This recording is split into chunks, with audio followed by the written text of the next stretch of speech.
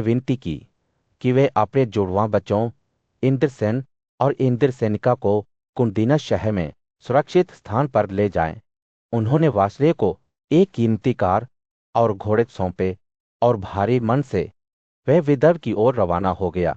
इस बीच नल के प्रतिद्वंद रिपुषा ने अपनी जीत पर खुशी जताते हुए सुझाव दिया कि दमयंती को उनके पास खेलने का नया हिस्सा बनाया जाए।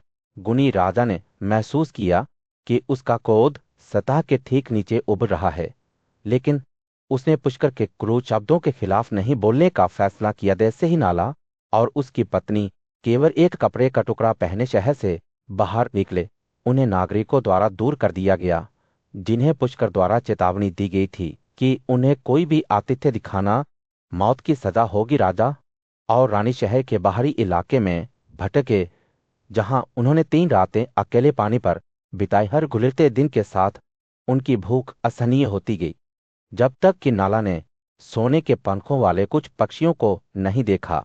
उसने सोचा, आज ये मेरा भोज होगा, लेकिन जब उसने उन्हें अपने कपड़े से ढक दिया तो वे आसमान में उड़ गए। राजा ने महसूस किया कि पासा भेष बदल कर आया था, जिससे उसकी गरिमा का आखिरी टुकड़ा छीन लिया गया था। जैसे ही नाला वहां खड़ा था, नग्न और झरझर पक्षियों ने खुद को उसके सामने प्रकट करते हुए कहा, हम पासा हैं और हमने आपका कपड़ा ले लिया है, क्योंकि आपको इसे पहनकर भी नहीं छोड़ना चाहिए। गुनी राजा ने महसूस किया कि उसका दिल उसके भीतर टूट गया था, क्योंकि वह समझ गया था कि उसने अपना सब कुछ खो दिया है, अपना राज्य, धन और यहां तक कि अपनी गरिमा भी निराशा की। इस स्थिति में नाला दमयंती की ओर मुड़ा और आशा के शब्द बोले। उसने दक्षिणी देश की ओर जाने वाली विभिन्न सड़कों की ओर इशारा किया, जहां उन्हें शरण मिल सकती है, लेकिन उसकी रानी उसके लिए, उसके प्यार और उसे ऐसी स्थिति में पीछे छोड़ने के डर के बीच टूट गई थी। वो राजा, उसने कहा, उसकी आवाज आंसू से भर गई, मेरा दिन यह सोचकर कांप जाता है कि तुम जंगल में अकेले रहोगे, बिना किसी कपड़े या रोजी रोटी के। जब हम गहरे जंगल में होंगे तो मैं तुम्हारी थकान को शांत कर दूंगा, क्योंकि यह सच है कि एक पत्नी ही संकट में आदमी के लिए एकमात्र दवा है। रिनाला की प्रतिक्रिया भक्ति और प्रेम की थी। मैं आपको त्यागना नहीं चाहता मेरी रानी, उसने कहा, आप मेरे लिए सब कुछ हैं और मैं आपको कभी नहीं छोड़ सकता, लेकिन अगर आपको मुझे पीछे छोड़ने का डर है तो आइए हम साथ चलें। उनके सबसे काले समय के बीच राजा नल अपनी प्यारी पत्नी दमयंती के सामने खड़ा था। उसकी आंखें एक बार खुशी से चमकती थीं, अब उस दुख को प्रतिबिंबित करती थीं जो उन दोनों को खा गया था। अब मैं आपके पिता के राज्य में कैसे जा सकता हूं? उसे कांपते हुए अपनी आवाज में पूछा, जब मैं कुछ भी नहीं बल्कि अपने पुरुषत्व की छाया हूं। राजा का दिल अपनी पत्नी को पीछे छोड़ने के विचार से दुखी था, लेकिन वे जानता था यह उसके आगे के दर्द को छोड़ने का एकमात्र तरीका था। जैसे ही वे जंगल में घूम रहे थे, उनके खराब कपड़ों और धूल भरे चेहरों ने उनकी कठिनाइयों की कहानी सुनाई। वे अपने जैसे थके हुए यात्रियों के लिए बने एक छोटे से छेह में गिर पड़े। राजा नन थके हुए और भूखे दमयंती को अपने बगल में रखते हुए जमीन पर गिर गए। राजा की थकान जल्द ही उसकी पत्नी की आंखों में प्रतिबिंबित हो गई, क्योंकि वह भी सो गई थी। लेकिन जब दमयंती शांति से सो रही थी तो उसके पति का मन उथल पुथल से कांप रहा था। वे अपने खोए हुए राज्य, अपने परित्यक्त दोस्तों और उस हताशा के बारे में सोच रहा था जिसने उन्हें इस परित्यक्त स्थान पर धकेल दिया था। उसके विचार निराशा के बादल थे। हर लहर उसके दिल पर एक निरंतर तूफान की तरह टकराती थी। संघर्ष करने का क्या मतलब है? उसने खुद से पूछा, क्या भाग्य के आगे झुकना बेहतर नहीं है? फिर भी जब उसका मन इन काले विचारों से जूझ रहा था तो एक और आवाज उठी, प्यार और वफादारी की आवाज। उसने दमयंती की उसके प्रति अटूट भक्ति के बारे में सोचा, उसके साथ और उसके साथ दुख सहने की उसकी इच्छा। उसका दिल भावनाओं से भर गया, क्योंकि उसे एहसास हुआ कि उसे छोड़ने से उसे केवल अधिक दर्द ही होगा। और फिर भी उसके भीतर आशा की एक झलक दिखाई दी। शायद अगर वह अकेली होती तो उसे अपने रिश्तेदारों के बीच सांत्वना मिल सकती थी। राजा के विचार एक तूफानी समुद्र की तरह घूमते रहे। अंत में उसके परेशान मन में एक निर्णय आकार ले लिया। वह दमयंती को पीछे छोड़ देगा, अपनी भलाई के लिए उनके प्यार का त्याग करेगा। लेकिन जब वह खुद को जाने के लिए दृढ़ हो गया तो उसका दिल जाने देने से इनकार कर दिया। वह विवेक और जुनून के बीच फटे शेर के सामने आगे पीछे चलता रहा। इस उत्पुत्र की स्थिति में राजा नन की आंखें पास में पड़ी, एक तलवार पर टिकी थी। भारी मन से उसने उसे पकड़ लिया और एक तेज गति से दमयंती के फटे हुए कपड़े का आधा हिस्सा काट दिया। जब वह अपनी सोती हुई पत्नी से दूर जा रहा था तो वाद्य यंत्र जमीन पर गिर गया। उसे एक परित्यक्त छाया की तरह पीछे छोड़ दिया। लेकिन अपनी उड़ान में भी राजा नन दमयंती के शांतिपूर्ण क्रोध की भयावह छवि को हिला नहीं सके। वे बार बार शे में लौटते थे, हर बार परस्पर विरोधी भावनाओं से विदीर्ण होते थे। उसके लिए उनका प्यार अभी भी उज्ज्वल था, लेकिन काली का काला प्रभाव उन्हें तर्क से दूर खींचता था।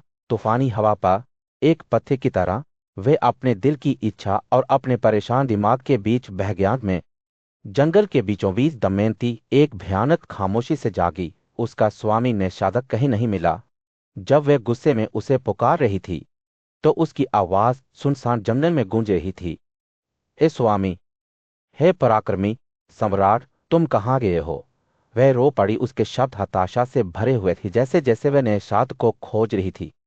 दमयंती के वितार राज्य में एक साथ उनके जीवन की ओर मुड़ गए। उसे उसकी भक्ति के शब्द और उसके द्वारा उससे किए गए वादे याद आए। वह उसे इस तरह कैसे छोड़ सकता था? इस सब का अन्याय सहन करने के लिए बहुत अधिक था। हे मनुष्यों के राजा, तूने अपना वचन क्यों तोड़ा है? वह चिल्लाई। हर गुजरते पल के साथ उसकी पीड़ा बढ़ती गई। दमयंती की खोज उसे जंगल की गहराई तक ले गई, जहां पेड़ लंबे हो गए और छायाएं गहरी हो गई। वह एक विशाल सांप से कतरा गई।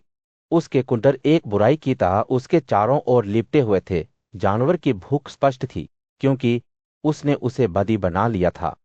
हे भगवान, तुम मेरी सहायता के लिए क्यों नहीं आते? उसने डर से कांपते हुए उसकी आवाज से विनती की। जैसे ही सारी उम्मीद खो गई, एक शिकारी घटनास्थल पर दिखाई दिया। उसकी तेज तलवार धूप में चमक रही थी। एक तेज और घातक प्रहार के साथ उसने सांप को मार डाला, दमयंती को उसकी पकड़ से मुक्त कर दिया। शिकारी उसके पास आया। उसके चेहरे पर चिंता अंकित थी। तुम कौन हो सुंदर? आपको इन जंगलों में क्या लाता है? उसने कोमल आवाज में पूछा। दमयंती ने अपने दुख की कहानी सुनाई, जिसमें उसने शिकारी को निषाद के पलायन और उसके लिए अपनी हताश खोज के बारे में बताया। जैसे जैसे वे बोल रही थी, शिकारी की अभिव्यक्ति चिंता से इच्छा में बदल गई। उसकी आंखें दमयंती के रूप में घूम रही थीं। उसकी उपस्थिति से निकलने वाली सुंदरता में पी रही थीं। पवित्र और सुंदर दमयंती ने शिकारी के इरादों को महसूस किया और वे भयंकर क्रोध से भर गई। मैंने कभी किसी और व्यक्ति के बारे में नहीं सोचा है सिवाय निषाद के, उसने घोषणा की। उसकी आवाज गड़गड़ाहट की तरह है। इस नीच मन को निर्जीव हो जाने दो। और इसके साथ शिकारी जमीन पर गिर गया। उसका शरीर निर्जीव हो गया जैसे ही सूरज क्षितिज के नीचे डूब रहा था। जंगल को एक सुनहरे प्रकाश में झोंक रहा था। दमयंती खड़ी थी। उसकी आत्मा अखंड थी, बावजूद इसके कि उसने कई परीक्षाओं का सामना किया था। हालांकि उसका दिल अभी भी निषाद के लिए तरस रहा था। वह जानती थी कि वह सहन करेगी, जैसा कि उसने हमेशा किया था। उसके पति के प्यार और भक्ति की स्मृति उसे सबसे काले समय में बनाए रखेगी। एक घने और निर्जल जंगल के बीच में, जहां पेड़ों के बीच झुनझुनी की चहचहाहट गूंजती थी, विदर्भ की राजकुमारी दमयंती अपने प्यारे पति नल की तलाश में अकेली घूमती थी। जंगल जीवन से भरा हुआ था। शेर, तेंदुए, बाघ, भालू, हिरन और विभिन्न प्रजातियों के पक्षी स्वतंत्र रूप से घूमते थे। चोर और मिच्छा जनजातियां इस क्षेत्र को प्रभावित करती थीं, लेकिन दमयंती का दिल स्थिर रहा, जो नल के प्रति उसके प्यार से प्रेरित था। जैसे ही वे जंगल से गुजरती थी, राजकुमारी को पेड़ों की एक विस्तृत श्रृंखला मिली साल बांस धव अस्वथ तिंदुक और कई अन्य हवा खिलते फूलों की मीठी सुगंध और पक्षियों के गीतों से भरी हुई थी।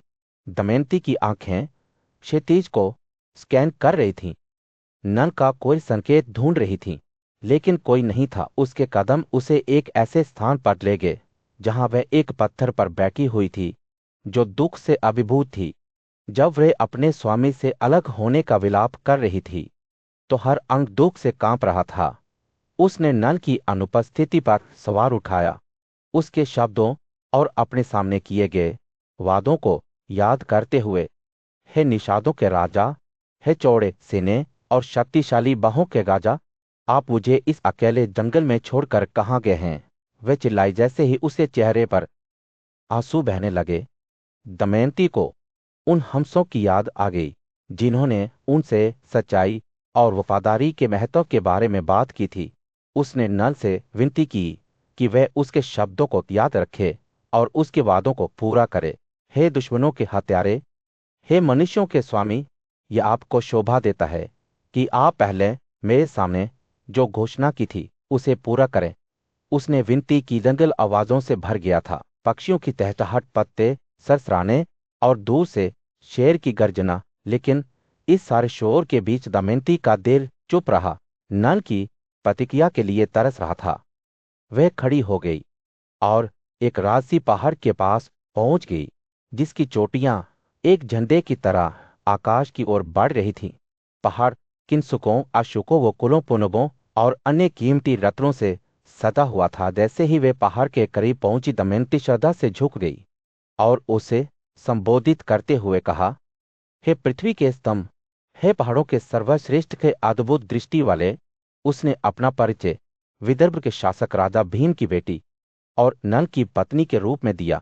भक्ति की गहरी भावना के साथ उसने अपनी कहानी अपने पिता के गुमो नल की बहादुरी और एक दूसरे के लिए उनके प्यार का वर्णन किया। पहाड़ चुप खड़ा था, उसकी चोटियां जंगल के ऊपर एक पहरेदार की तरह ऊंची थीं, लेकिन दमयंती के दिल में केवल एक उम्मीद थी, आशा की नाला उसके पास वापस आ जाएगा। उम्मीद है कि पहाड़ उसके ठिकाने के बारे में कुछ छिपाए रख सकता है। जैसे ही उसने बोलना समाप्त किया, हवा पत्तों के माध्यम से घूमती रही। एक तेज हवा ले जा रही थी। घने जंगल की भीषण गर्मी में दमयंती के पति के नेतृत्व में काफिला कई दिनों से यात्रा कर रहा था। व्यापारी अपनी यात्रा से थक गए थे, लेकिन वे धन और रोमांच के वादे से प्रेरित होकर आगे बढ़ गए। एक दिन जब वे जंगल से गुजर रहे थे तो वे कमल पक्षियों और मछलियों से भरी एक लुभावनी झील पर गिर पड़े। हवा तितलियों की मीठी सुगंध से भर गई थी और कोमल झरनों की आवाज ने एक सुखदायक धुन बना दी थी। जैसे ही काफिला रात के लिए बैठ गया, कमल के फूलों की सुगंध से आकर्षित जंगली हाथियों का एक झुंड शिविर स्थल पर गिर पड़ा। उन्हें पता नहीं था कि व्यापारियों ने अपने सोते हुए शरीर के साथ जंगल के रास्तों को अवरुद्ध कर दिया था, जिससे एक बाधा बन गई थी जो जल्द ही विनाशकारी साबित होगी।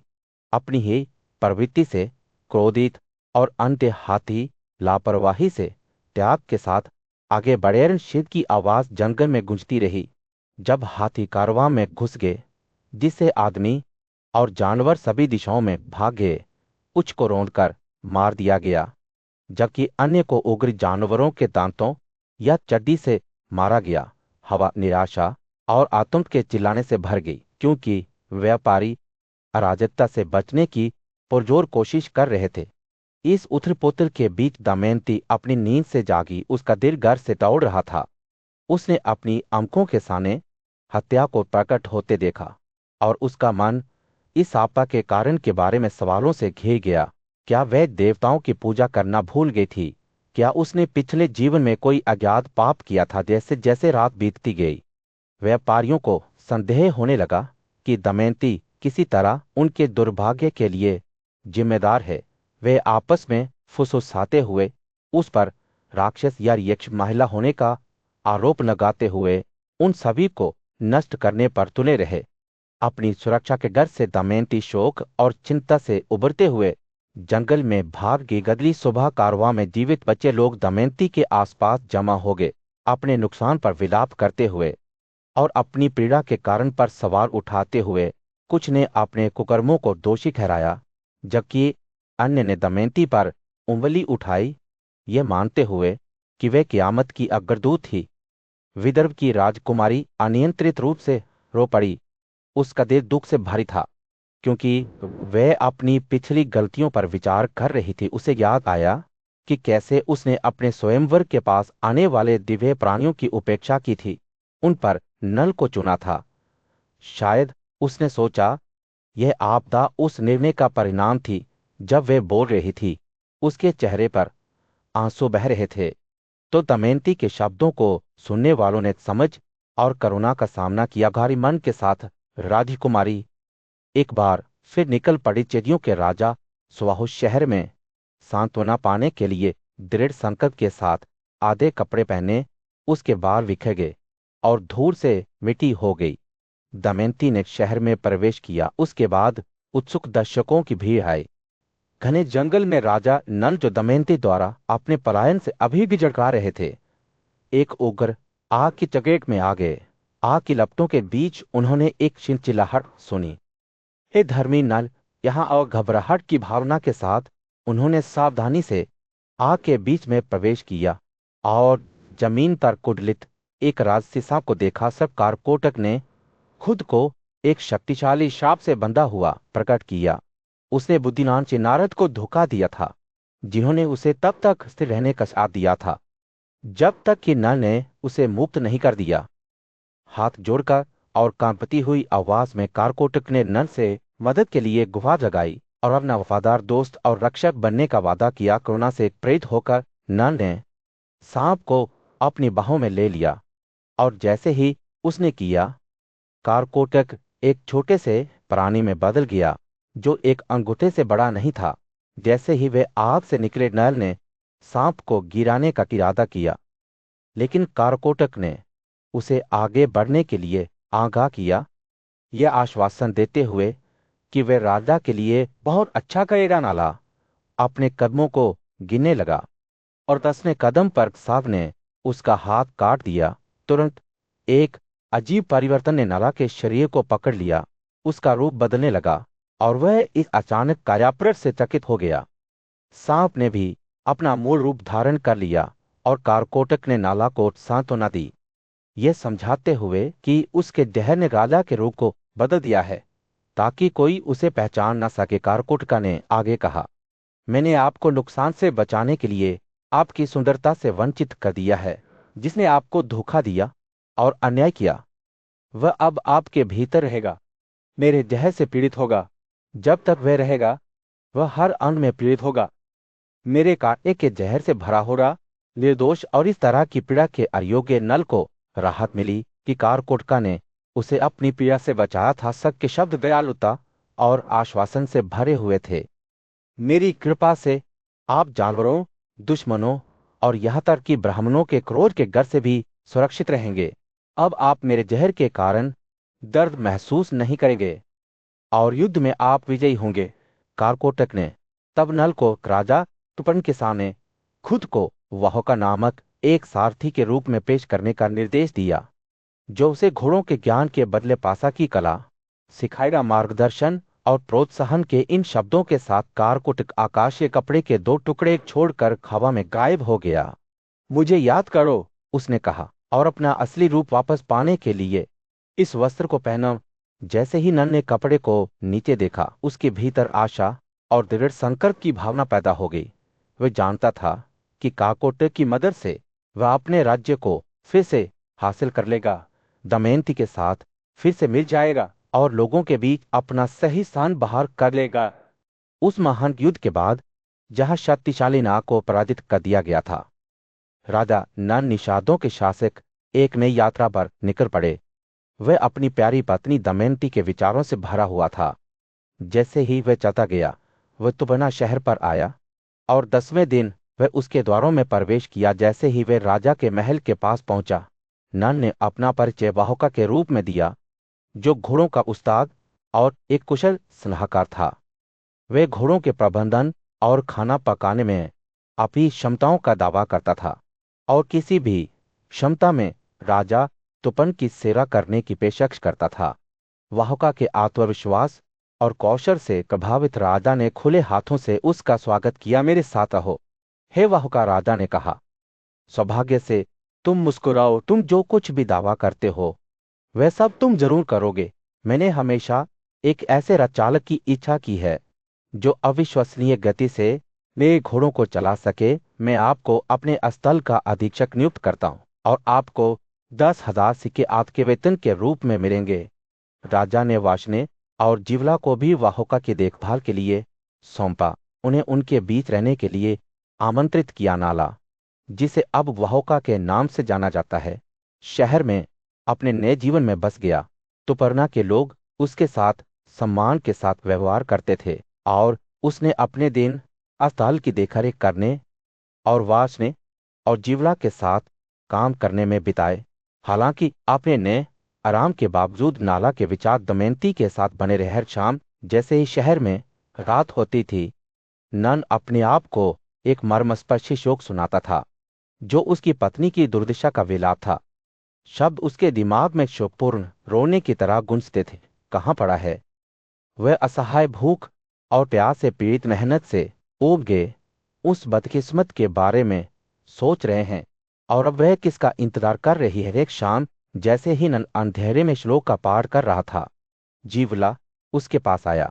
हे वाहुका, उसने जिज्ञासा से भरी उसकी आवाज में पूछा, तुम हर दिन किसके लिए विलाप करते हो? तुम किसके जीवन साथी के लिए रोते हो? नन की आंखों पर बादल छा गए और वह शोक की कहानी सुनाने लगा। एक मूर्ख पुरुष की पत्नी कई लोगों के लिए जानी पहचानी थी। वह अपने बातों में झूठा था और किसी कारण से उसने उसे छोड़ दिया। उससे अलग होकर वह आदमी भटकता रहा, दुख से पीड़ित, दिन रात दुख से जलता रहा और रात में उसे याद करते हुए वह इसी शोक का पाठ करता है।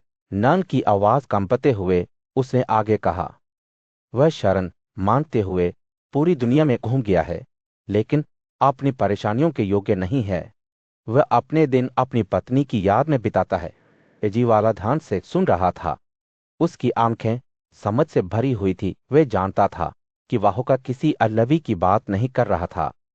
चेदिस राज्य में सुदेव नाम का एक ब्राह्मण विदव के राजा भीम की बेटी राजकुमारी दमयंती के लिए दूर दूर तक खोज कर रहा था। उसे स्वयं राजा भीम ने भेजा था, जो अपनी प्यारी बेटी और निषादों के शासक दामाद नन के साथ फिर से मिलने के लिए उत्सुक था।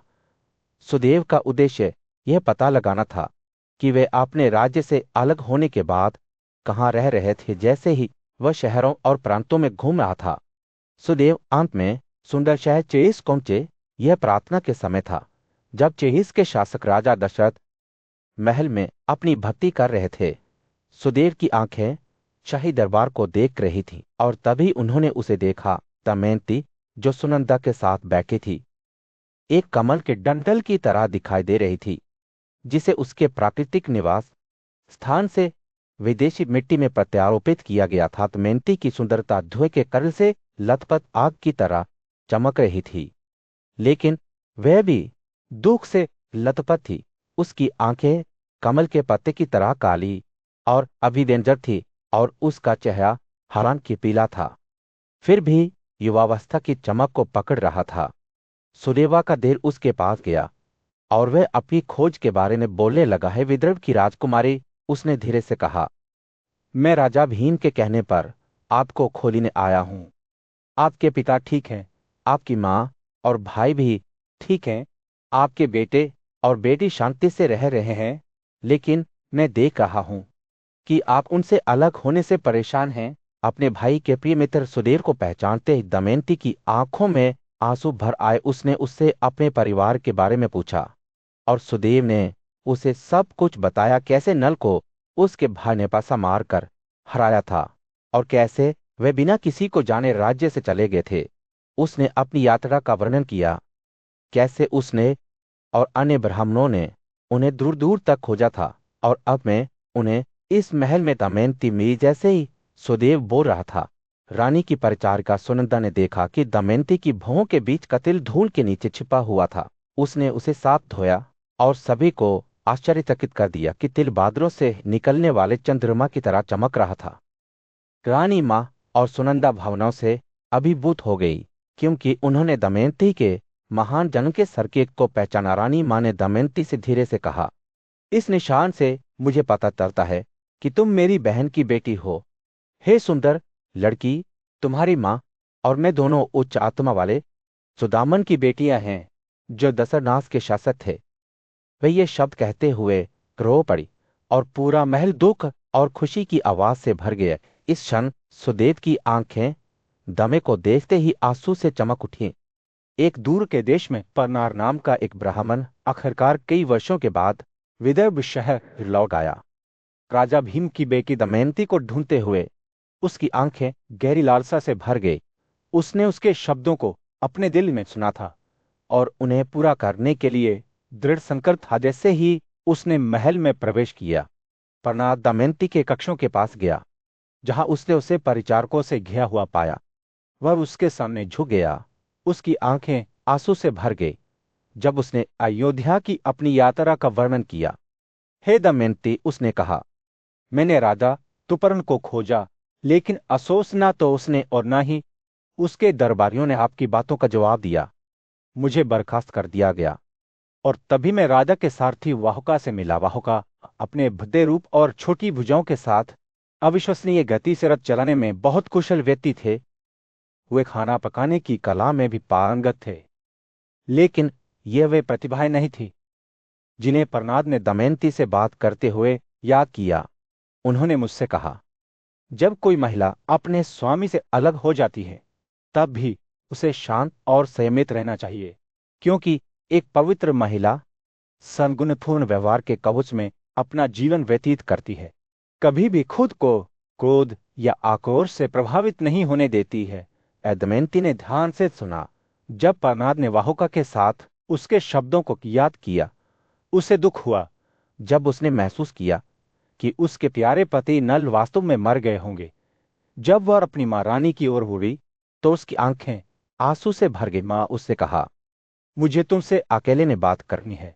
मैं सुदेव को अयोध्या भेजना चाहता हूं, नल को वापस लाने के लिए। लेकिन दमयंती जानती थी कि राजा भीम उसकी योजना को स्वीकार नहीं करेंगे। उसने अपनी मां से अनुरोध किया कि वह इसे गुप्त रखे और सुदेव को बिना देर किए अयोध्या जाने का निर्देश दे। मां उसने कहा, अगर तुम सच में मेरी खुशी चाहते हो तो सुदेव को नल को मेरे पास वापस लाने दो। मैं उसे उसके बेतुके सपनों से परे धन और धन का इनाम दूंगा। जैसे ही परनाद महल से निकला, उसे दमयंती ने उपहारों और धन की प्रचुरता से पुरस्कृत किया, लेकिन यह वो नहीं था जिसने उसका दिल खुशी से भर दिया। यह ज्ञान था कि उसने वास्तव में कुछ महान काम किया था, जिससे एक युवा महिला को उम्मीद मिली थी जो अपना रास्ता खो चुकी थी। परनाद के जाने के बाद दमयंती ने अपने भरोसेमंद सलाहकार सुदेव को बुलाया। सुदेव, उसने कहा, तुरंत अयोध्या जाओ और राजा तुपर्ण को अपनी योजना के बारे में बताएं। मैं कल एक और स्वयंवर का आयोजन करूंगी और सभी राजाओं और राजकुमारों को आमंत्रित किया जाएगा। यदि संभव हो तो इससे पहले नल को मेरे पास वापस ले आओ। अयोध्या राज्य में राजा तुपर्ण विदर्भ की राजकुमारी दमयंती के स्वयंवर के पास एक दूत भेजने की तैयारी कर रहा था। वह एक कुशल घोड़ा प्रशिक्षक और सारथी था। वह उसके सामने खड़ा था। उस सद्य दुख से भारी था। वह कुछ समय से अपनी प्यारी पत्नी दमयंती से अलग हो गया था और अब उसे उसके विवाह समारोह में भाग लेने के लिए कहा जा रहा था। जैसे ही तुपर्णा ने स्थिति को समझाया, दादा के बेटे नल ने अपने भीतर दुख की एक पीड़ा महसूस की। उसने सोचा कि शायद दमयंती दुख से अंधी हो गई थी, या शायद उसने उसके लिए प्यार से इस योजना की कल्पना की थी। लेकिन वह यह भी जानता था कि महिलाएं अस्थिर और बेपरवाह होने के लिए जानी जाती थी और उसके अपने अपराधों ने उसे भगा दिया होगा। नाला ने अपनी शंकाओं को दूर करने और स्थिति को हमेशा के लिए हल करने का फैसला किया। वह स्वयंवर के पास जाएगा, चाहे कुछ भी हो। भारी मन से वह तुपर्णा के पास गया और एक दूत के रूप में अपना कर्तव्य स्वीकार करते हुए उसके सामने झुक गया। वह होगा जो अभी भी नल के फैसले की खबर से परेशान था, अपनी यात्रा के लिए घोड़ों का चयन करने के लिए अस्पताल में गया। उसने 4 दुबले मांसल लेकिन मजबूत घोड़ों को चुना जो लंबी यात्रा करने में सक्षम थे और उच्च नस्ल की ऊर्जा के साथ। तुपर्ना पहले संदेह में थी। वह वाहोका की पसंद पर सवाल उठा रही थी, लेकिन कुशल प्रशिक्षक ने समझाया कि प्रत्येक घोड़े के माथे पर एक विशेष निशान था जिससे वे इस कार्य के लिए उपयुक्त हो गए। जैसे ही वे जाने के लिए तैयार हुए, नाला ने 4 घोड़ों को अपने रथ से जोड़ा और बड़ी गति से वे विदर्भ की ओर रवाना हो गए। वाहोका के कुशल मार्गदर्शन से प्रेरित होकर घोड़े हवा में खड़े हो गए। वाहन में सवार व्यक्ति को भ्रमित कर दिया। तुपर्ण का सारथी वार्ष्णेय वाहोका की विशेषज्ञता से चकित था, यह सोचकर कि क्या वे वास्तव में महान राजा नाला था जो अपनी पत्नी से अलग हो गया था। जैसे जैसे वे आगे बढ़ते गए, वार्ष्णेय ने वाहोका की उल्लेखनीय क्षमताओं पर विचार किया जो स्वयं नल की क्षमताओं के प्रतिद्वंद्वी लग रहे थे। उन्होंने सोचा कि क्या वाहोका सच्चे नल का छद्म रूप हो सकता है, या शायद किसी और के समान ज्ञान और कौशल के साथ सच्चाई। जो भी हो, एक बात निश्चित ही, वाहोका अपनी कला में निपुण थे और घोड़ों का मार्गदर्शन करने में उनका कौशल उन्हें बड़ी तेजी से अपने गंतव्य तक ले जाएगा। राजा और उनके सारथी वाहोका को अपना जादू चलाते हुए देखकर खुशी से भर गए। वे जानते थे कि उन्हें एक असाधारण व्यक्ति मिल गया है जो उन्हें आगे की चुनौतियों का सामना करने में मदद कर सकता है, और इसलिए वाहोका के नेतृत्व में वे विदर्भ की ओर बढ़े जो कुछ भी उनके लिए तैयार था। वाहोका द्वारा चलाया गया नर का रथ तेज गति से नदियों, पहाड़ों और जंगलों को पार करते हुए आश्चर्य की एक पगडंडी छोड़ गया। जैसे ही वे आगे बढ़ रहे थे, भांगासुर के शाही पुत्र तुपर्ना ने उस परिदृश्य को देखा। उसकी नजरें आगे की किसी चीज पर टिकी हुई थीं। अचानक उसने अपने ऊपरी वस्त्र को जमीन पर उछलते हुए देखा। बिना किसी हिचकिचाहट के उसने नल को पुकारा, मुझे अपना लबादा वापस लाना है। हे बुद्धिमान, कृपया इन तेज घोड़ों को तब तक पकड़ें जब तक कि वार्ष्णेय इसके साथ वापस ना आ जाए। हालांकि संदेह में था, कपड़ा बहुत दूर चला गया है। उसने जवाब दिया, हम पहले ही एक योजना की यात्रा कर चुके हैं, इसे ठीक करना असंभव है। तुपर्ना नल के संदेह से विचलित हुए विया कहा, देखो वाहोका, मैं अंकगणित में अपनी महारत दिखाऊंगा।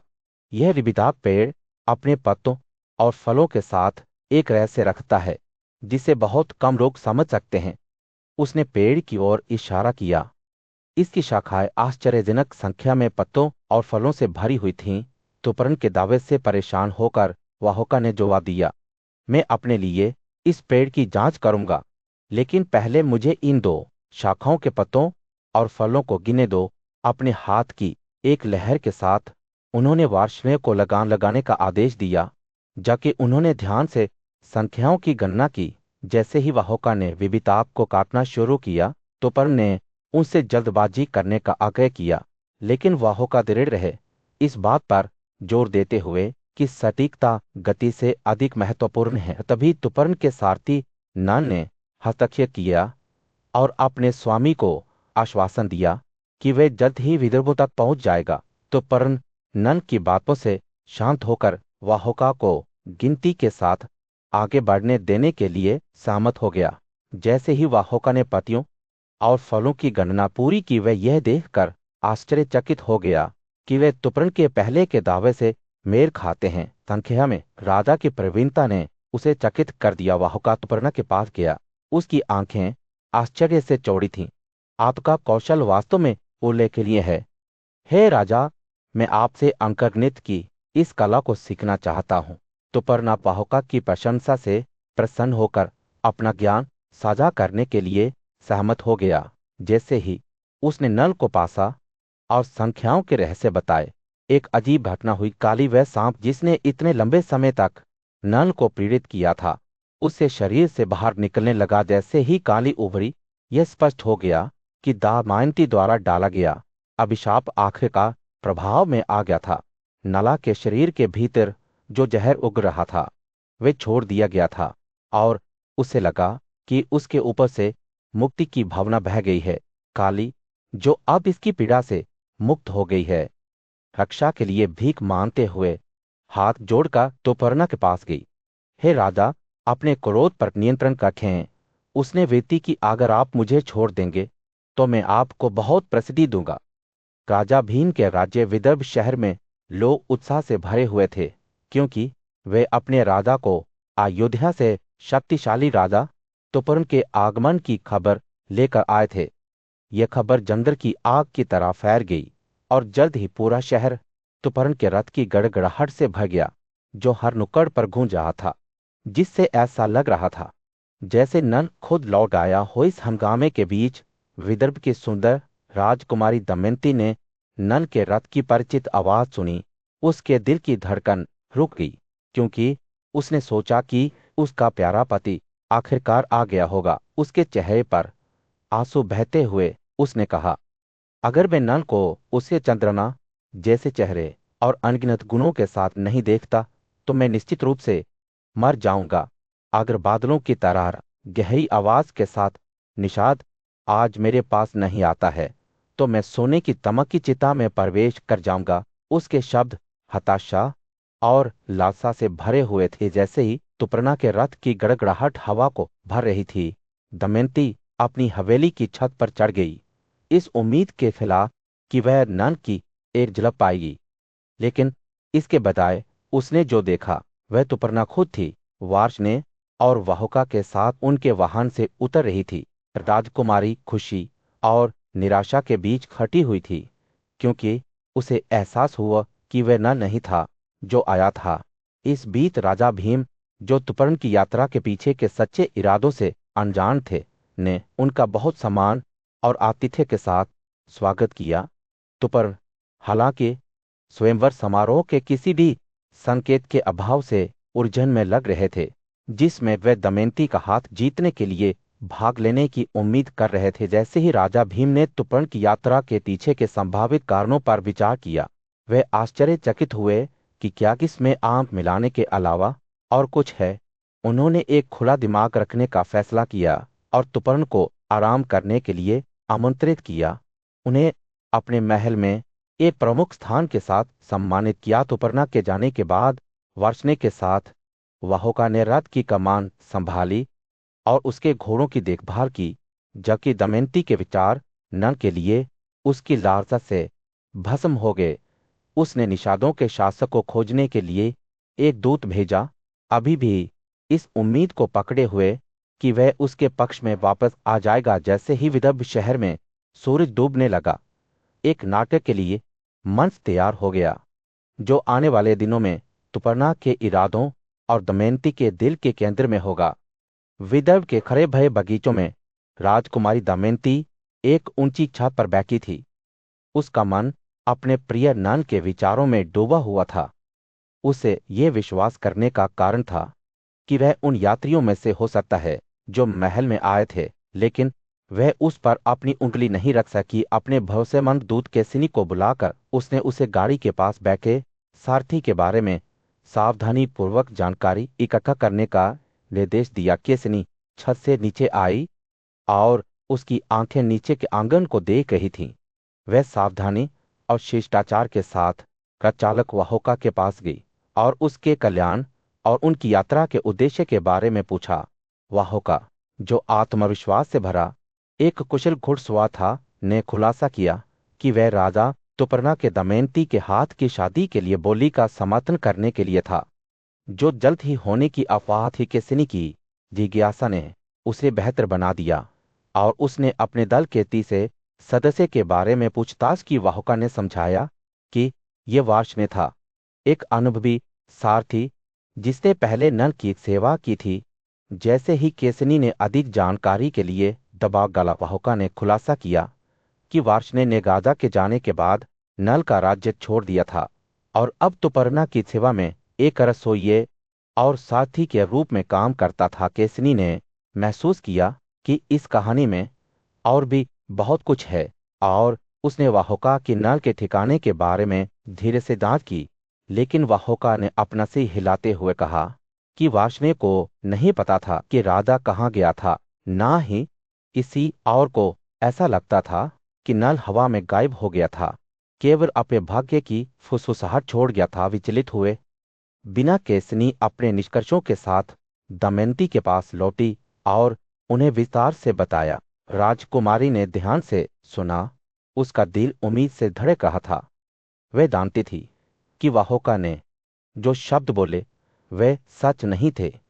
वह आश्वस्त थी कि वह कोई और नहीं बल्कि खुद नल था। वह अपने साथ अपने सही स्थान को पुनः प्राप्त करने के लिए आई। जैसे ही केसनी ने अपना विवरण समाप्त किया, दमयंती की आंखें पहचानने में चौड़ी हो गई। उसने केसनी को पुकारा, उसे निर्देश दिया कि वह एक ब्राह्मण परनाद के सटीक शब्दों को दोहराए जो एक बार अयोध्या आया था और नल के जाने के बारे में बात की थी।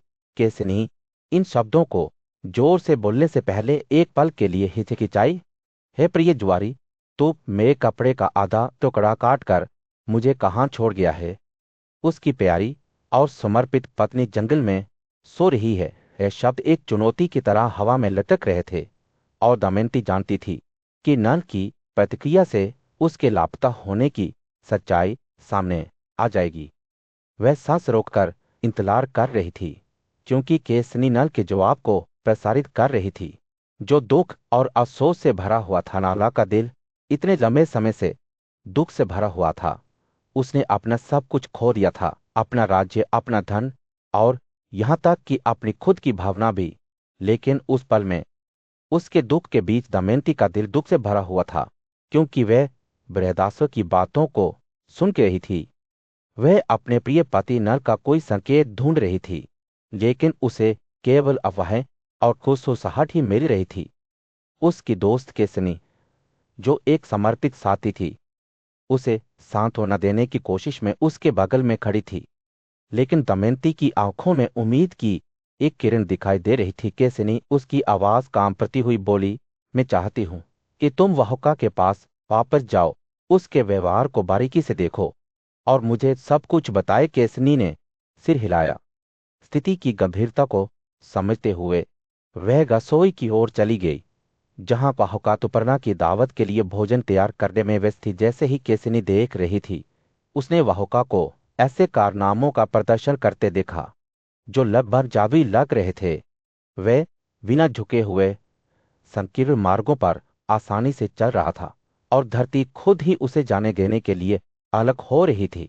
उसकी एक नजर में पास में रखे बर्तन पानी से भर गए और जब उसने धूप में मुट्ठी भर घास पकड़ी तो आग की लपटें फूट पड़ी जिसे उनके आसपास की जगह रोशन हो गई। इन चमत्कारों को देखते ही केसनी की आंखें चौड़ी हो गई। उसने कभी किसी को इन तत्वों पर इतना प्रभुत्व रखते हुए नहीं देखा था।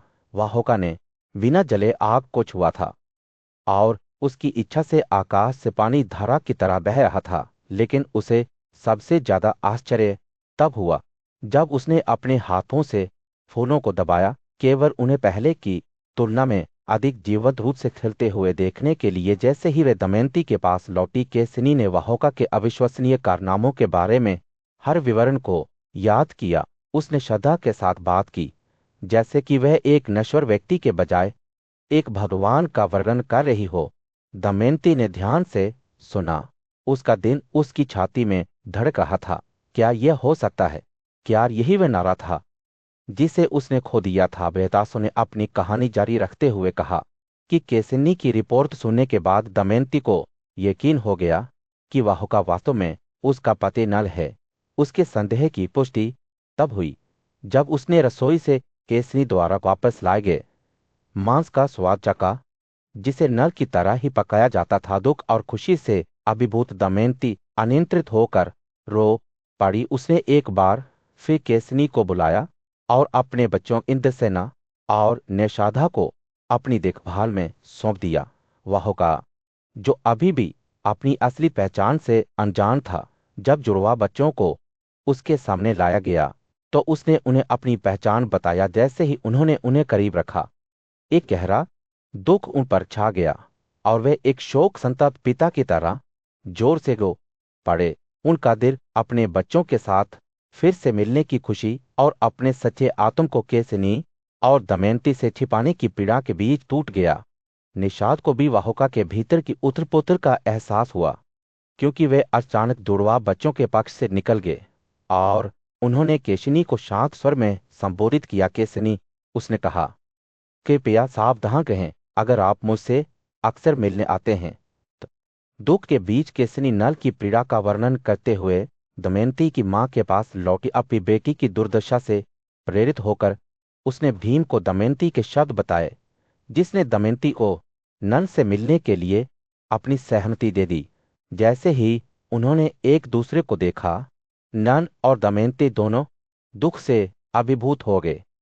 उनकी आंखें आंसू से भर गई। एक साधारण लाल कपड़े पहने और धूल में लिपटे दमयंती वाहुका के पास आई। उसके शब्द पीड़ा से भरे हुए थे। हे वाहुका, उसने कहा, गुनी नल के अलावा और कौन अपनी सोती हुई पत्नी को जंगल में छोड़ देगा? मैं क्या अपराध कर सकता था जिससे वह मुझे छोड़ दे, जबकि मैं थकान से उबर गया था? उसके आंसू खुली देर से बह रहे थे। जब वह अपनी पिछली प्रतिज्ञाओं और वादों को याद कर रही थी, नाला ने भी आंसू बहाए। उसकी आंखें लाल छोरों के साथ काली हो गईं। हे डरपोक, उसने कहा, न तो मेरे राज्य का नुकसान और न मेरा आपको छोड़ना मेरा कार्य था। दोनों ही काली के कारण थे। उसने समझाया कि कैसे दमयंती ने काली को शाप दिया था, जो तब उसके भीतर आग की तरह जलती हुई आग की तरह रह रही थी।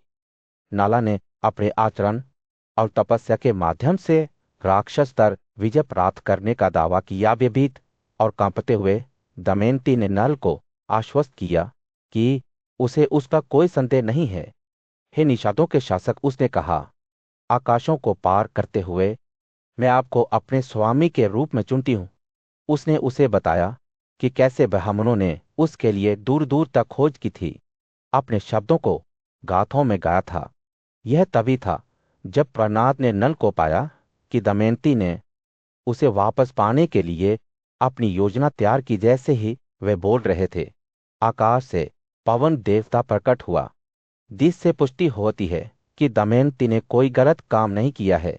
उसने आपके परिवार का सम्मान बढ़ाया है। उसने कहा, हम इसके गवाह हैं। दिव्य केतली ड्रुम खेलने लगा और शुभ हवा बहते ही आकाश से फूलों की बौछार हो गई। इन चमत्कारों को देखते हुए नल ने दमयंती के बारे में अपनी शंकाओं को दूर कर दिया। उसने एक शुद्ध वस्त्र पहना, अपना मूल रूप फिर से प्राप्त किया और अपनी रानी के साथ फिर से मिल गया। भीम की बेटी अपने धर्मी स्वामी को गले लगाते हुए जोर से रो पड़ी। राजा नल ने भी अपने बच्चों को कसकर उसे जकड़ लिया, जिससे उसे बहुत खुशी हुई। जैसे जैसे रात बीतती गई, उन्होंने जंगल में अपने जीवन की कहानियां साझा की। उनके दिल खुशी से भर गए। विदर्भ की राजकुमारी और नल राजा भीम के महल में एक साथ रहने लगे। एक दूसरे को खुश करने के इरादे से अपने राज्य के खोने के चौथे वर्ष में नल अपनी पत्नी के साथ फिर से मिल गया। उसकी सभी इच्छाएं एक बार फिर पूरी हुई। दमयंती अपने स्वामी के ठीक होने पर खुश हुई। उसकी थकान दूर हो गई, चिंताएं दूर हो गई और खुद खुशी से फूली। इस तरह भीम की बेटी ने अपनी इच्छा प्राप्त की, जो रात की रोशनी की तरह सुंदरता से चमक रही थी। कुंडिना राज्य में सूरज मुश्किल से ही निकला था जब राजा नल अपने बेहतरीन आभूषणों में चमकते हुए अपने ससुर राजा तुपर्ण के सामने खड़े थे। उनके बगल में उनकी प्यारी पत्नी दमयंती थी, जो अपने पिता को विनम्रता से प्रणाम करती थी। राजा के महान भाई भीम ने खुली बाहों और सांत्वना के शब्दों के साथ नल का स्वागत किया। जैसे ही नाला के लौटने की खबर पूरे शहर में फैली, नागरिक खुशी से झूम उठे। झंडे और जदे बुलंद किए गए। हर गली में फूलों की मालाएं सज गई और हवा खिलते पेड़ों की मीठी खुशबू से भर गई। लोग राजा की एक झलक पाने के लिए अपने घरों से बाहर निकल आए, जिसे हमेशा के लिए खोया हुआ माना जाता था। राजा तुपरना नल के लौटने पर बहुत खुश हुए, उन्हें पास आने के लिए कहा। कृतज्ञता और विनम्रता के मिश्रण के साथ नल ने उनकी अनुपस्थिति के लिए माफी मांगी और अपने ससुर को अपनी सेवाएं एक राजा ने गैरमैलोशी से स्वीकार किया और दोनों लोगों ने एक हार्दिक क्षण साझा किया। लेकिन जैसे जैसे दिन बीतते गए, नल के विचार उसके राज्य की ओर मुड़ गए, जो पासों के खेल के माध्यम से उसके भाई पुष्कर के हाथों खो गया था, जो उसका अधिकार था। उसे पुनः प्राप्त करने के लिए दृढ़ संकल्पित नन एक छोटे से अनुचर और उसके वफादार हाथी वाहका के साथ निषादों के देश के लिए रवाना हुआ। निषाद राज्य में पहुंचने पर नल का गुस्सा उस समय भड़क उठा जब वह पुष्कर का सामना कर रहा था, जो अपनी जीत पर खुश था। दोनों भाई पासा के एक भयंकर खेल में लगे हुए थे, जिसमें नल ने अपना राज्य वापस जीतने का फैसला किया और उसने एक ही थो के साथ जीत हासिल की, जिससे उसे न केवल उसकी संपत्ति और खजाने मिले, बल्कि उसके भाई का जीवन भी मिला। भावनाओं से अभिभूत होकर नन ने पुष्कर को सांत्वना दी, उन्हें पिछले अपराधों के लिए क्षमा कर दिया और उन्हें अपनी स्वतंत्रता प्रदान की। पुष्कर की अनुमति से नल ने उन्हें अपने राज्य में लौटने की अनुमति दी, जहां उनकी प्रजा ने उनका स्वागत किया। जैसे ही नल की जीत की खबर पूरे देश में फैली, लोग खुश हो गए। अपने राजा को एक नायक के रूप में सम्मानित किया, जिसने अपने अधिकार को पुनः प्राप्त कर लिया था। और राजा नल अपनी पत्नी दमयंती के साथ अपने लोगों की आराधना और कृतज्ञता से घिरे हुए अपने महल में प्रवेश किया। उत्सव शुरू होते ही शहर खुशी और उत्साह से जगमगा रहा था। राजा नल एक बड़ी सेना के साथ दमयंती, उनकी प्यारी पत्नी और उनके बच्चों के साथ अपने महल में पहुंचे। उनके पिता भीम, विदर्भ के शक्तिशाली योद्धा, ने उन्हें बड़े सम्मान के साथ विदा किया था और अब उनका राज्य में स्वागत किया गया था। जैसे ही शाही परिवार अपने नए जीवन में बस गया, राजा नल की खुशी की कोई सीमा नहीं थी। वह एक देवता की तरह था, अपने प्रियजनों की खुशी का आनंद ले रहा था और उसका राज्य उसके बुद्धिमान शासन के तहत समृद्ध हुआ। राजा ने देवताओं को खुश करने के लिए कई बलिदान किए, ब्राह्मणों पर उपहार और आशीर्वाद की बौछार की, लेकिन इसी को पता नहीं था कि शांति और समृद्धि की यह अवधि जल्द ही भाग्य के क्रूर हाथ से बाधित हो जाएगी। राजा नल का पतन आसन्न था, जो पासा के विश्वासघाती खेल के कारण हुआ था। उसने अपना सब कुछ खो दिया, अपना राज्य, अपनी संपत्ति और यहां तक कि अपनी प्यारी पत्नी भी चालाक शकुनी के हाथों। एक समय पर शक्तिशाली राजा अब अपने पूर्वस्व की छाया था, जो अपनी यादों के अलावा जंगल में घूम रहा था। वह सोगुराशी वह सम्पायन राजा युधिष्ठिर को दूर से देख रहा था। वह जानता था कि युवा राजकुमार अपने पिता की मृत्यु और उनके राज्य के नुकसान से उबरने के लिए संघर्ष कर रहा था। बुद्धिमान व्यक्ति ने एक ऐसी कहानी साझा करने का फैसला किया जो इन उथल-पुथल भरे समय में राजा को सांत्वना और मार्गदर्शन देगी। एक अन्य पूज्यशी बृहदासो ने राजा नल के पतन और फिर से उदय की कहानी सुनाना शुरू किया। उन्होंने राजा की बहादुरी, दमयंती के लिए उनके प्यार और बुराई पर अच्छाई की अंतिम जीत के बारे में बात की। जैसे ही बृहदासो ने बात की, राजा ने ध्यान से सुना। उनका दिल भावनाओं के मिश्रण से भर गया। उदासी, पुरानी यादें और आशाएं। इस बीच बड़े जंगल में अर्जुन तीव्र तपस्या में लगे हुए थे, अकेले हवा में रह रहे थे और सबसे कठोर तपस्या का अभ्यास कर रहे थे। युधिष्ठिर सहित उनके भाइयों ने उनके कारनामों के बारे में सुना और उनके दृढ़ संकल्प से चकित थे। हालांकि जैसे जैसे उन्हें अर्जुन की तपस्या के बारे में अधिक पता चला, उनकी चिंता चिंता में बदल गई। वे जानते थे कि ऐसी चरम प्रथाएं किसी के स्वास्थ्य और कल्याण के लिए हानिकारक हो सकती है। जैसे ही सूर्य जंगल में एक और दिन अस्त होने लगा, राजा युधिष्ठिर ने वहां रहने वाले ब्राह्मणों के बीच सांत्वना मांगी। उन्होंने अर्जुन की तपस्या के बारे में अपनी चिंताओं को उनके साथ साझा किया, उनकी सलाह और मार्गदर्शन मांगा। जंगल के बुद्धिमान लोगों ने युवा राजा को ज्ञान और सांत्वना के शब्द देते हुए ध्यान से सुना। बृहदासों ने यह महसूस करते हुए कि राजा युधिष्ठिर उनसे सीखने के लिए तैयार हैं, राजकुमार के पास एक प्रस्ताव लेकर गए। उन्होंने पासा विज्ञान पढ़ाने की पेशकश की, इस उम्मीद में कि इससे राजा को जीवन की जटिलताओं और भाग्य की विचित्र प्रकृति को समझने में मदद मिलेगी। हामेक के जंगलों में पहाड़ों पर एक उदास मनोदशा छा गई थी। 5 भाई जो कभी शक्ति और साहस के प्रतीक थे, उनके परदादा पाथ का निधन हो गया था, लेकिन उनकी अनुपस्थिति ही उनके दिलों पर भारी पड़ गई थी। उनके दुख का असली कारण शक्तिशाली योद्धा और धनुर्धर अर्जुन का जाना था, जो अपने बाएं हाथ से अपना धनुष खींच सकता था। युद्ध में अर्जुन का पराक्रम अतुल्य था और उनकी उपस्थिति ने आमेक के जंगल को आश्चर्य और विस्मय का स्थान बना दिया था। उनके बिना भाइयों ने खोया हुआ महसूस किया। बिना पंखों वाले पक्षियों या अपने पुष्प से मुक्त मोतियों की तरह वे दैनिक जीवन की गतियों से गुजरते थे, लेकिन उनके दिन दुख से भारी थे। पांचाल की राजकुमारी द्रौपदी अर्जुन की अनुपस्थिति से विशेष रूप से प्रभावित हुई। उन्होंने अपने तीसरे स्वामी को याद किया, जिन्होंने अपनी बहादुरी और कौशल में पुराने हजारों सशस्त्र अर्जुन का मुकाबला किया था। उनके बिना कामेक का सुंदर जंगल भी उनकी आंखों को नीरस और बिन बुराए लग रहा था। दूसरे भाई भीम ने द्रौपदी को प्रोत्साहन के शब्दों से सांत्वना देने की कोशिश की, लेकिन वे भी अपने प्रिय अर्जुन के बारे में बात करते हुए भावुक हो गए। भीम ने कहा, उनके बिना जिनकी बाहें लंबी और सम्मित हैं, आकाश स्वयं सूरज के बिना प्रतीत होता है। वे अपने भाई की उपस्थिति के बिना जंगल में कहने का विचार सहन नहीं कर सके। तीसरे भाई नकुल को भी अर्जुन के जाने से उतना ही दुख हुआ। उन्हें याद आया कि कैसे उनके भाई ने शक्तिशाली गंधर्व प्रमुखों को पराजित किया था और महान राजसूय यज्ञ के अवसर पर उन्हें सुंदर घोड़े भेंट किए थे। अर्जुन के बिना नकुल को लगा कि वह जंगल में कोई सुख नहीं पा सकता है। सबसे छोटे भाई सहदेव भी उनके प्रिय अर्जुन के बारे में बात करते हुए भावुक हो गए।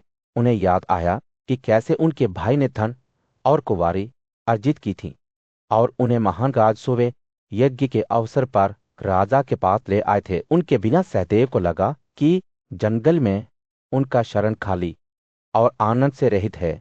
जैसे ही भाइयों ने अपने प्रिय मित्र और भाई को खोने पर शोक व्यक्त किया, ये स्पष्ट हो गया कि वे अपने जीवन में अर्जुन की उपस्थिति के बिना जीना बर्दाश्त नहीं कर सकते थे। वे उनकी वापसी के लिए तरस रहे थे और उनका दिल दुख से दर्द कर रहा था, जब तक कि वह एक बार फिर उनके पास वापस नहीं आया। एक उदास सभा के बीच, जहां अर्जुन के भाई उत्सुकता से उनका ठिकाना खोज रहे थे, राजा युधिष्ठिर का चेहरा गिर गया। उनका दिल चिंता से भरा हुआ था। उन्होंने अपने सामने देखा और श्री नारद को देखा, जो एक अलौकिक आभा को प्रज्वलित कर रहे थे, जैसे कि यज्ञभीष्ट से जलती आग। राजा के भाई श्रद्धापूर्वक खड़े हो गए। जैसे ही प्रसिद्ध ऋषि उनके पास आए, जैसे जैसे नारद पास आते गए, राजा युधिष्ठिर और उनके साथी अपने आसनों से खड़े हो रहे, हाथ एक साथ आदर में पकड़े हुए। अपने भाइयों के साथ राजा चौ यज्ञों के देवता की तरह चमक रहा था, जो दिव्य प्राणियों द्वारा पूजनीय था। पांडवों की गुणी पत्नी द्रौपदी अपने प्रभुओं को अटूट भक्ति के साथ मानती थी, जैसे कि सावित्री ने वेदों को समर्पित किया था, या मेरु पर्वत को सूर्य की किरणें वाग की तरह जलते हुए अपनी शक्ति के साथ नारद ने उनकी पूजा को स्वीकार किया। और राजा युधिष्ठिर को सांत्वना दी। करुणा से भरे शब्दों के साथ उन्होंने राजा को संबोधित किया, मुझे बताएं, हे सद्गुणी, आप क्या चाहते हैं? मैं आपके लिए क्या कर सकता हूं? तो राजा अपने भाइयों के साथ मिलकर नारद के सामने झुक गया, जो स्वयं देवताओं द्वारा पूजनीय था। हाथ पकड़कर युधिष्ठिर ने प्रार्थना की, अगर आपकी कृपा मुझे और मेरे भाइयों को दी जाती है तो हम अपनी सभी इच्छाओं को पूरा करते हैं। अगर हम आपकी कृपा के लायक हैं तो आपको उस संदेह को दूर करना चाहिए जो मुझे घेरता है। राजा का सवाल उन लोगों की योग्यता को समझने की इच्छा में निहित था, जो पृथ्वी पर पवित्र दल और मंदिरों की परिक्रमा करते हैं। नारद ने बोलने से पहले ध्यान से सुनो, हे राजा, जैसा कि मैं भीष्म ने पुरस्ते से सुना था, जो ऋषियों में सबसे बुद्धिमान था। गंगा के स्रोत के पास एक क्षेत्र में, जहां दिव्यषी और गंधर्व रहते थे, भीष्म पितृव्रत का पालन करते हुए मुनियों के बीच रहते थे। उनकी भेंट देवताओं, पूर्वजों और ऋषियों को समान रूप से प्रसन्न करती थी, जैसा कि शास्त्रों में निर्धारित किया गया है। जैसे ही नारद ने बात की दृश्य एक चित्ते की तरह सामने आया। भक्ति से चमकते हुए भीष्म अपने पार्थों के बीच मौन बैठे। जब उन्होंने सौंदर्य से चमकते हुए पुरुष को देखा, उस महान तपस्वी को देखकर राधा